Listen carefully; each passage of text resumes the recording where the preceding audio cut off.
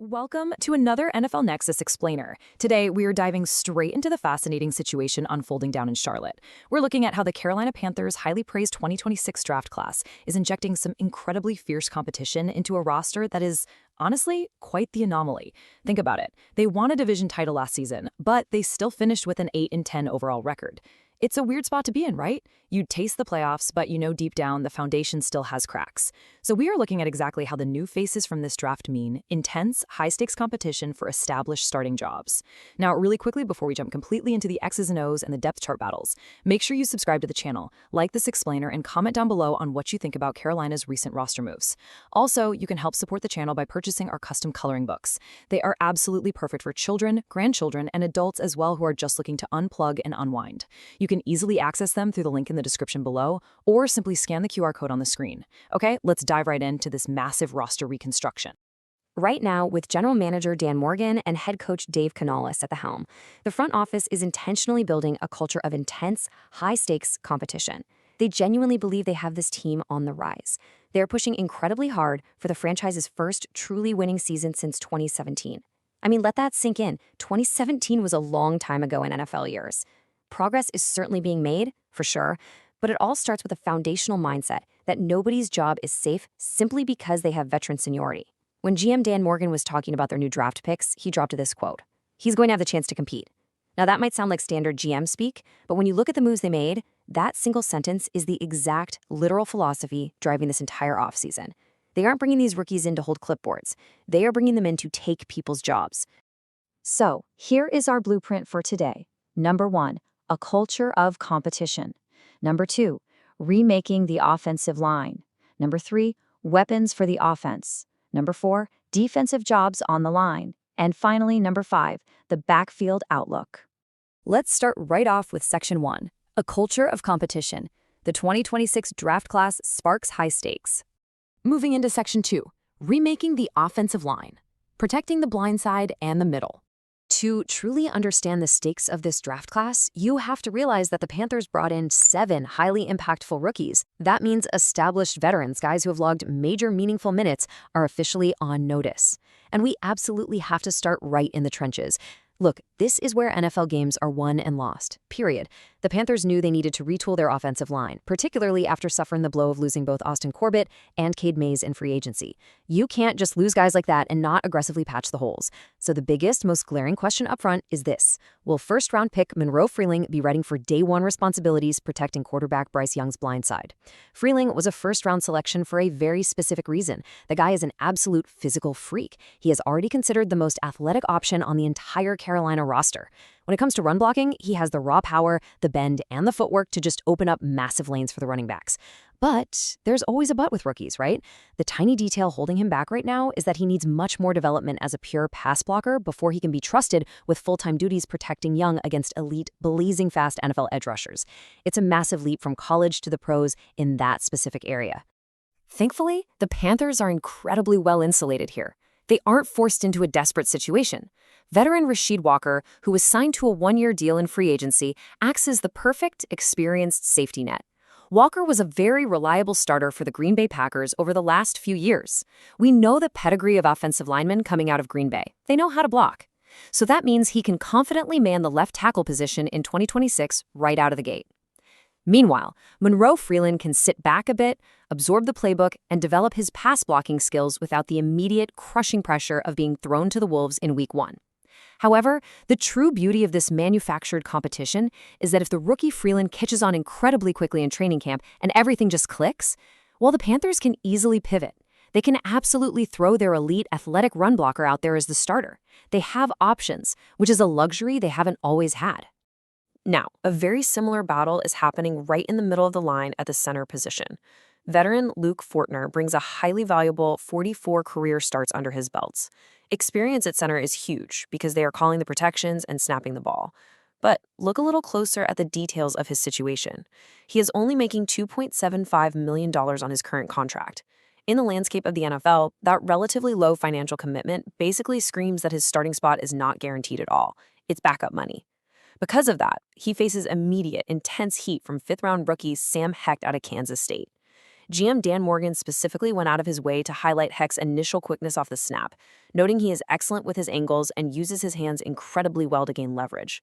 Furthermore, Hecht is a type of guy who can work up to the second level and get out in space as a puller, which adds a whole new dimension to the run game, all while being a very reliable pass protector.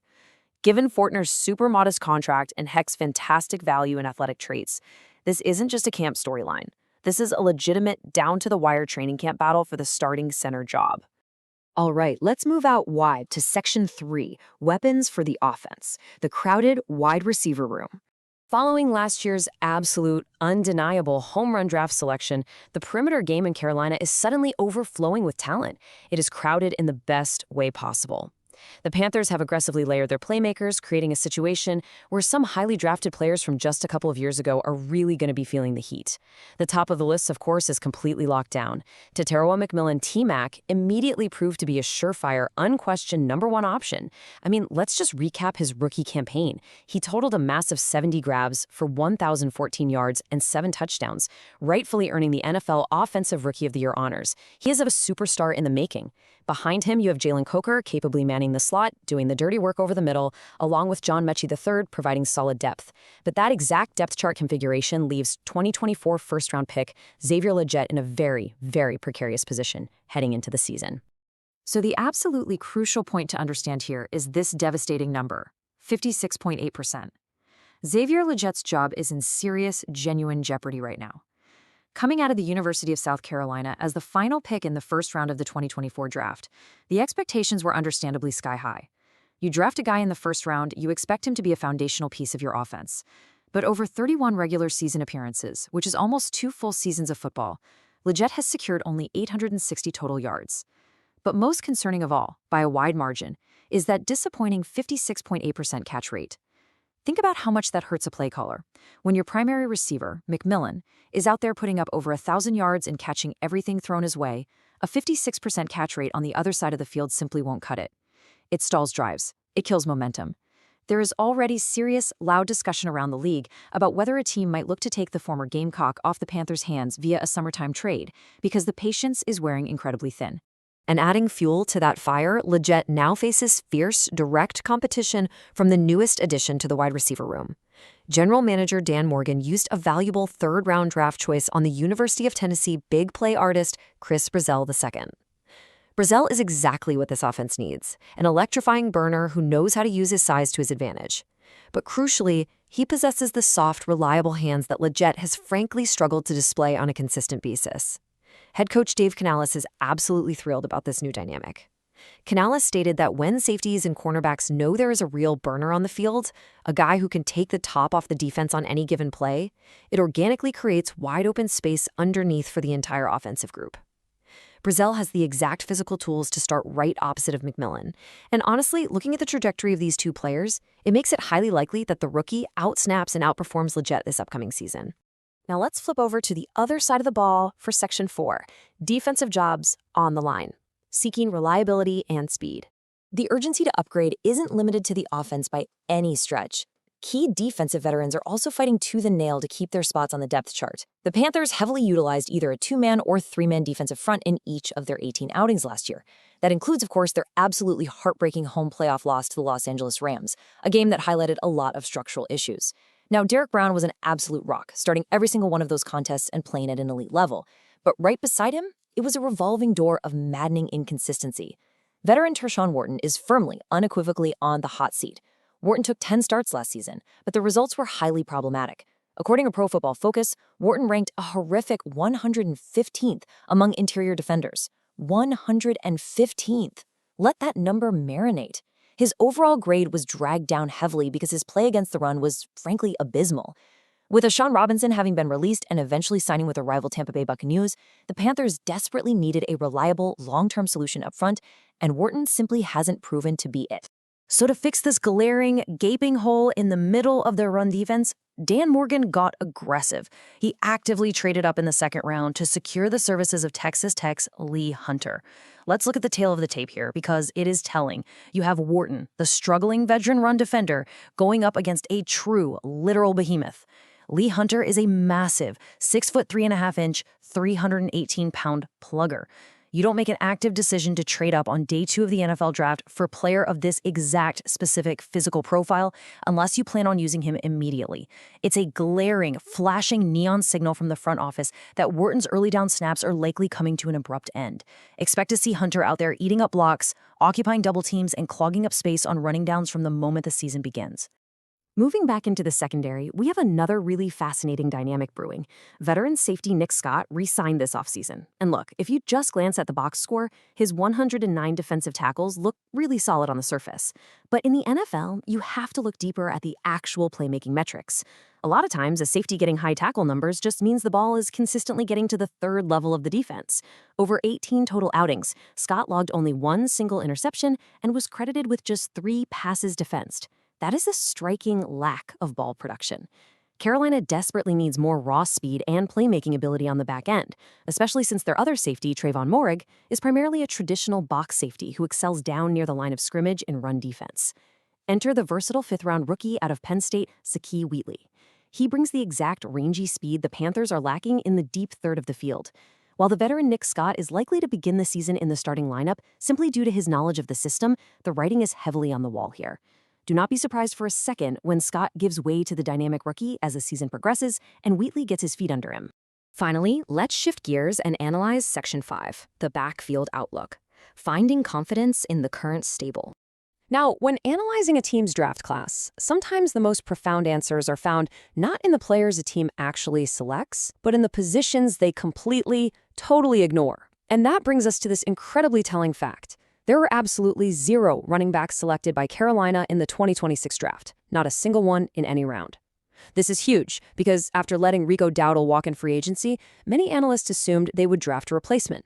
But this complete absence of drafting action at the position shows massive, unwavering confidence from the front office in their current roster configuration. Specifically, they are entirely bought in on the tandem operating right behind their established workhorse, Chuba Hubbard. They essentially looked at the draft board, looked at their running back room, and said, "We are perfectly fine with what we have." And that supreme confidence, it stems directly from the ongoing recovery and development of former second-round pick Jonathan Brooks. Coach Canales was absolutely raving about Brooks earlier this spring as he works his way back into form from a significant knee injury that kind of derailed his early momentum. Canales pointed out how exceptionally well Brooks has progressed in his rehab, noting to the media, "He's flying around, he's big, he's beautiful looking, he's one of the more powerful, explosive athletes that we have." Those are strong words from a head coach. Canales made it explicitly clear that Brooks is going to have a massive opportunity to compete for significant touches. Adding his explosive, game-changing speed and combining that with the heavy-hitting, bruising, short-yardage style of A.J. Dillon gives the Panthers a wonderfully complete, multifaceted stable of backs. They have the speed, they have the power, and they have Hubbard as the reliable engine. So putting it all together, the 2026 draft has firmly and undeniably laid down the gauntlet for this Carolina Panthers roster. From Monroe Freeling fiercely challenging for the crucial blindside tackle spot, to the burner Chris Brazzell II directly threatening Xavier Legette's target share, to guys like Lee Hunter and Zakee Wheatley bringing much-needed massive size and blazing speed to the defense, the overarching message from the front office is crystal clear. Complacency is gone. Competition is the new standard in Carolina. It leaves us with this final burning question to monitor as training camp approaches. Which established veterans will dig deep, rise to the challenge, and actually elevate their game to keep their jobs? And conversely, who will find themselves traded away to another squad or simply watching from the sidelines before Week 1 even kicks off? Thank you so much for joining us on this NFL Nexus Explainer. We really appreciate you diving into the trenches with us today. Don't forget to subscribe to the channel, hit that like button, and let us know your boldest depth chart predictions in the comments down below. Until next time, keep your eyes on those depth charts, and we'll see you in the next Explainer.